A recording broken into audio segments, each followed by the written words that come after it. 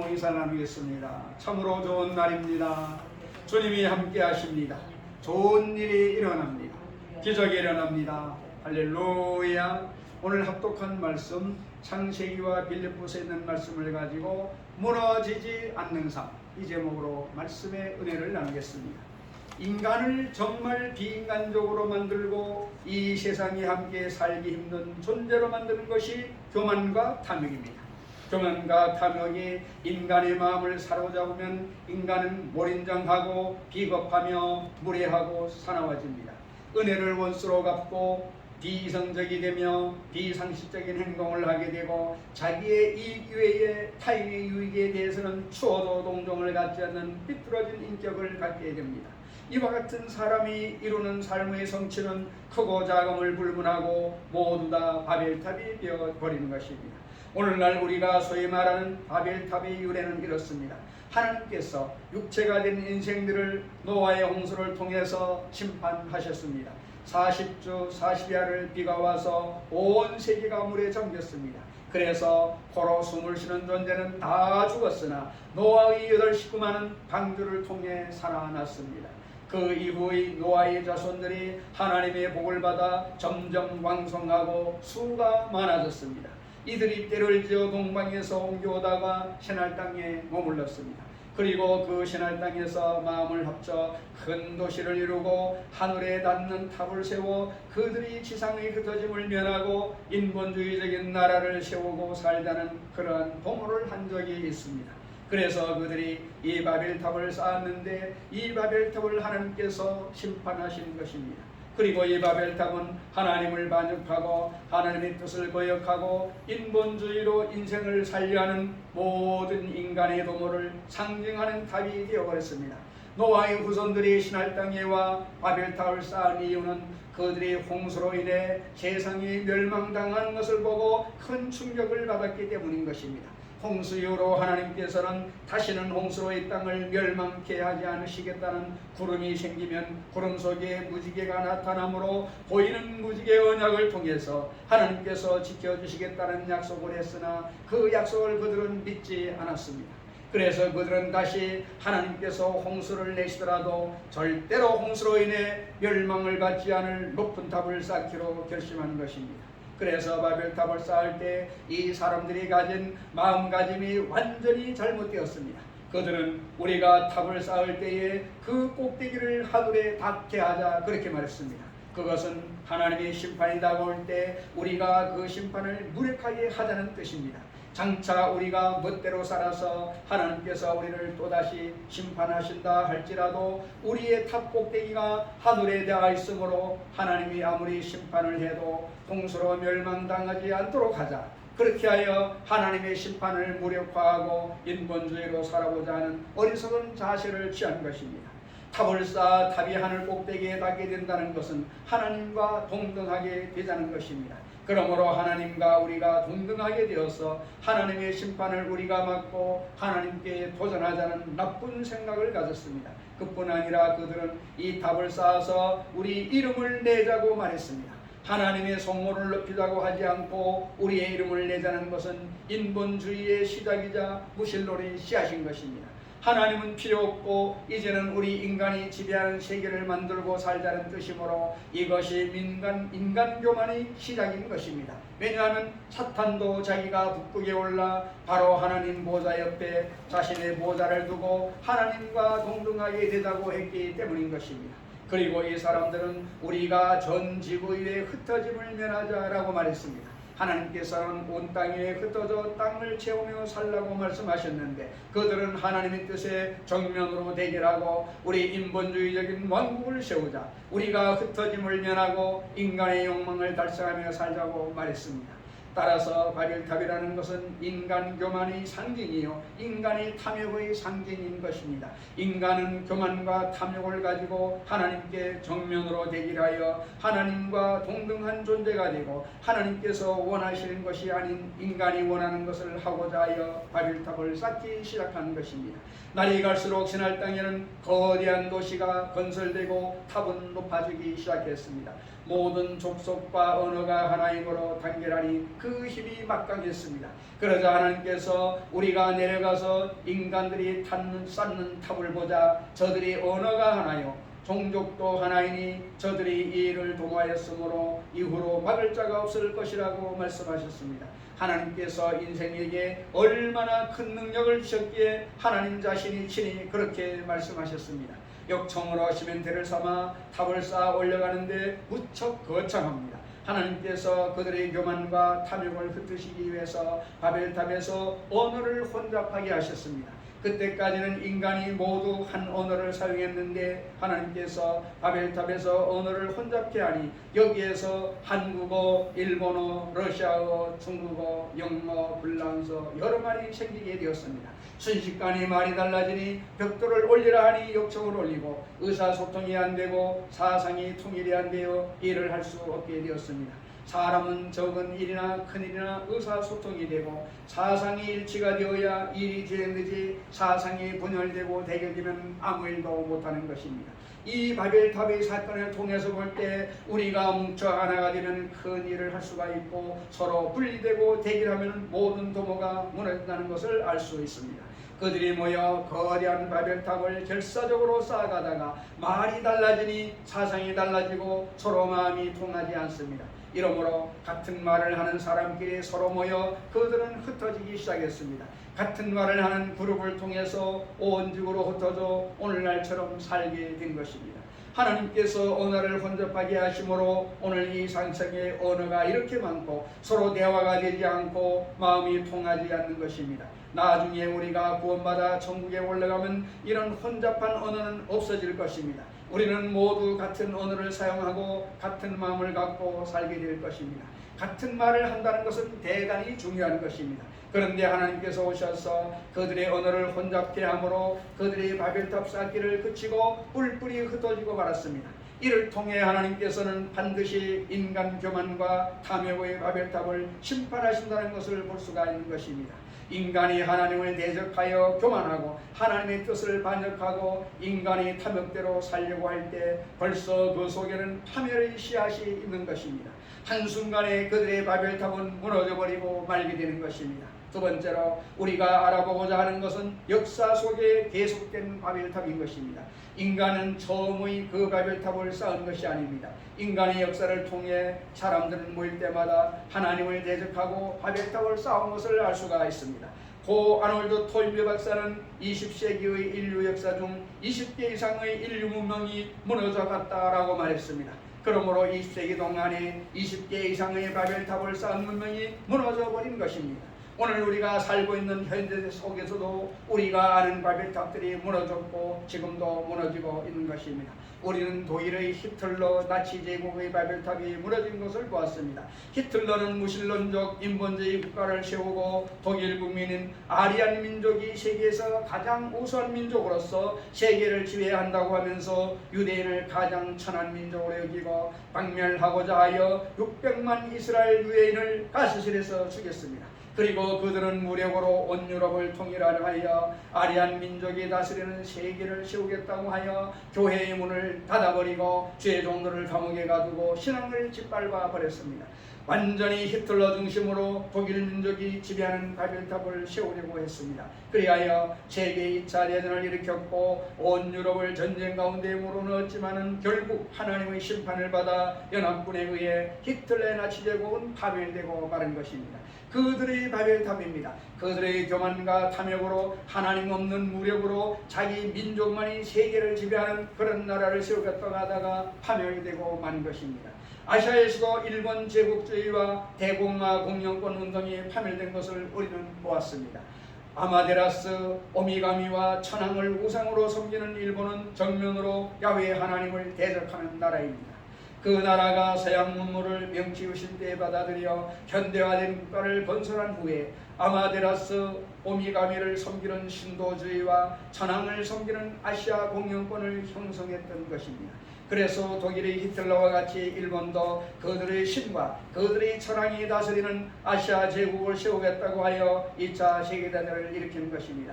그들은 승승장구하여 한국을 점령하고 만주, 필리핀, 싱가포르, 인도, 차이나 반도를 점령해 나갔지만 하나님의 심판이 임하심에 순식간에 불세를 받고 히로시마와 나가사키의 원폭을 받고 무너져 버린 것입니다. 바벨탑은 무너진 것입니다. 공산주의 소비에트 연방의 소멸은 우리에게 너무나 충격적으로 다가옵니다. 이런 일이 있을 수가 있습니까? 어제까지 있던 세계 초강대국이 오늘 하루아침에 사라져버리고 말았습니다. 무신론적 유물론에 입각한 공산주의 세계 건설을 목표로 하고 레닌이 일어났습니다. 레닌 공산주의는 완전히 무신론자인 것입니다. 모든 세계는 물질밖에 없다는 유물론을 가지고 온 세계에 공산주의의 바벨탑을 세우려고 그들은 일어났습니다. 2차 대전 후 세계 초강대국이 되고 온 세계를 사상전쟁으로 몰아넣었습니다. 이런 소비에트 공산주의 사상 때문에 우리 대한민국도 분단되고 아프리카, 남미, 제3세계가 피해전쟁을 하게 된 것입니다. 과연 이런 강대한 소련이 수소탄과 원자탄의 핵이빨을 가진 이 무서운 존재가 사라질 수가 있을까요? 그러나 그들이 쌓은 바벨탑은 하나님을 대적한 것입니다. 무설론이요 유물론이요 하나님보다 더 높아진 것입니다. 때가 오매 하나님께서 치셨습니다. 하나님께서는 고르바초프를 세우시고 순식간에 소련과 공산주의를 소멸시켜 버렸습니다. 자세히 찾아봐도 온데간데가 없습니다. 소련이라는 바벨탑이 있어진 것은 우리 현실 속에서는 꿈과 같은 일이지만 하나님께서는 지금도 역사를 지배하시고 심판하고 계신 것을 알아야만 되는 것입니다. 현재 우리 눈앞에서 소멸해 갈 역사의 일하나 김일성 왕국을 보십시오. 한 면에서는 대화를 하면서도 또 다른 쪽으로는 무장군을 보내어서 총격전을 일으키는 이중의 얼굴을 가진 흉악한 존재 역사의 일하나 김일성 왕국은 마지막 남은 지구상의 바벨탑인 것입니다. 북한은 공산주의는 소련이나 동구식 공산주의와 다른 것입니다. 이것은 김일성 일가의 독재 왕국입니다. 하나님의 자리에 김일성을 앉히고 그 아들까지 이제는 손자까지 올려놓고 주체 사상이라는 그러한 바벨탑을 쌓아가고 있습니다. 이 바벨탑을 쌓고 천년 만년 살 수 있을 것 같지만 하나님의 심판은 벌써 시작되었습니다. 이제 김일성 왕조의 바벨탑은 무너지기 시작합니다. 왜냐하면 계속된 흉년으로 말미암아 양식이 부족해서 그들은 먹을 것이 없어 나라 전체가 굶주리고 있습니다. 경제적으로 파탄 직전에 놓여 있습니다. 마지막 발버둥을 치지만 하나님께서 손을 들어 심판을 하면 순식간에 무너지게 되는 것입니다. 그러므로 세계 사람들은 북한의 공산주의가 머지않아 반드시 무너진다고 말하고 있는 것입니다. 그러므로 통일은 우리 눈앞에 서서히 다가오고 있는 것입니다. 우리의 힘으로 되는 것이 아니라 하나님의 심판으로 바벨탑이 무너지고 마는 것입니다. 인류 역사를 통해서 하나님의 뜻을 대적해서 교만하고 하나님의 소원을 제쳐놓고 자신의 탐욕으로 문명을 쌓은 바벨탑치고 안 무너진 것이 없는 것입니다. 개인이나 사회나 국가나 인간이 세운 바벨탑은 모두가 그 속에 파멸의 씨앗을 품고 시작하는 것입니다. 교만과 탐욕은 인간이 쌓는 바벨탑을 무너뜨리는 파멸의 씨앗입니다. 이것이 있는 이상 개인이나 집단이나 국가는 무너지고 마는 것입니다. 세 번째로 무너지지 않는 삶을 살아보기를 원합니다. 흔들리지 않는 터전이요 무너지지 않는 삶은 어디에 있을까요? 성경에는 너희 속에 이 마음을 품으라 곧 그리스도 예수의 마음이라고 말씀하고 있습니다. 예수님께서 세우시는 나라는 영원에서 영원까지 미치고 세세 무궁토록 계속되는 것입니다. 왜 인간의 바벨탑 문화는 다 무너지지만 예수님이 세우신 나라는 무너지지 않고 있을 수가 있을까요? 그것은 예수 그리스도는 마음속에 참된 바른 마음을 품고 계시기 때문입니다. 예수님은 하나님과 동등한 제2위 하나님이십니다. 아버지 하나님, 아들 하나님, 성령 하나님, 삼일째 하나님 중에 제2위의 하나님이시지만 하나님과 동등될 것을 취하지 아니하시고 하나님께서 원하심에 자기를 낮추시고 인간으로 내려오시고 종의 형체를 가져 죽기까지 하나님께 순종하셨습니다. 여기에서 예수 그리스도의 겸손을 볼 수가 있는 것입니다. 예수님은 하나님과 동등하신 하나님의 아들임에도 불구하고 스스로를 낮추시고 인간의 몸을 입으사 이 땅에 오셨습니다. 하늘의 모든 영광과 하늘의 모든 주권을 모두 버리시고 인류를 구원하기 위해서 하나님의 뜻을 쫓아 죄인인 인간의 모습으로 이 땅에 오신 것입니다. 하나님께서 친히 베들레헴의 말구에서 태어나셨습니다. 친히 이 세상의 모든 가난함을 겪으시고 채도 둥지가 있고 요도 굴이 있지만 인자는 머리둘 것이 없다 하시고 방랑의 생활을 하셨습니다. 어떻게 하나님이 이렇게 낮아질 수 있을까요? 예수님은 불평하고 대안하시고 인간을 대속하기 위해서 그 고난의 삶을 기쁘게 하나님 앞에서 받아들인 이 마음의 겸비함, 이것이 흔들리지 않는 터전인 것입니다. 그는 종의 형체를 입고 곧 사람으로 오시기 때문에 섬기는 자세로 하나님과 모든 사람을 섬겼습니다. 죄인과 병자와 가난한 자와 고통당하는 자를 섬기시고 최후에는 인류를 죽음에서 건지기 위해서 자신의 목숨을 촉에같이 버리셨습니다. 예수님은 스스로 섬김을 받으려 하지 않고 모든 사람을 섬기려 하여 자신의 목숨을 많은 사람을 위하여 내놓는 겸손과 희생의 삶을 사셨습니다. 그는 하나님께 순종하되 죽기까지 순종하셨습니다. 십자가의 죽음이란 가장 흉악한 악인이 받는 형벌을 말하는 것입니다. 하나님의 아들임에도 불구하고 자기의 몸을 내놓고 인류의 죄를 대신 짊어지시고 가장 흉악한 범죄자가 받는 십자가 죽음을 거부하지 않고 순종하여 죽으셨습니다. 여기서 예수 그리스도의 절대적인 겸손을, 아버지의 뜻을 받드는 그 마음을 볼 수가 있습니다. 이것이 흔들리지 않는 영원한 터전이 되는 것입니다. 이와 같은 터전 위에 세운 나라는 무너지지 않습니다. 이와 같은 마음을 가진 개인이나 사회 국가는 절대로 무너지지 않습니다. 겸손하고 그리고 자신을 비워 남을 섬기는 이러한 마음의 자세, 그리고 죽기까지 하나님께 충성하는 마음은 하나님께서 직접 들어서 복을 내려 주시는 것입니다. 성경에는 하나님께서 그리스도를 부활 승천시키셔서 하나님의 보좌 우편에 앉게 하시고 하나님께서 친히 예수 그리스도에게 모든 이름 위에 뛰어난 이름을 주사 천상에 있는 이름이나 지상에 있는 이름이나 지하에 있는 이름이 주님 앞에 무릎을 꿇고 예수 그리스도를 주로 경배하게 만들어 주셨습니다. 그리고 하나님께서 예수님께 온 우주를 상속하도록 만들어 주셨습니다. 하나님께서 문을 열어놓으면 닫을 자가 없고 하나님께서 문을 닫아놓으면 열 자가 없다고 말씀하고 있습니다. 하나님께서 높이시면 낮출 자가 없고 하나님께서 낮추시면 높일 자가 없으며 하나님께서 복을 주시면 온 세상에 달려들어 핥혀도 핥혀지지 않습니다. 그러므로 정말 영원히 잘 사는 길은 하나님의 보호를 받는 것임을 믿으시기를 주의 이름으로 축원합니다. 하나님의 복을 받기 위해서는 우리 개인의 인격 속에서 우리의 사회와 국가가 바벨탑을 허물어뜨려야 합니다.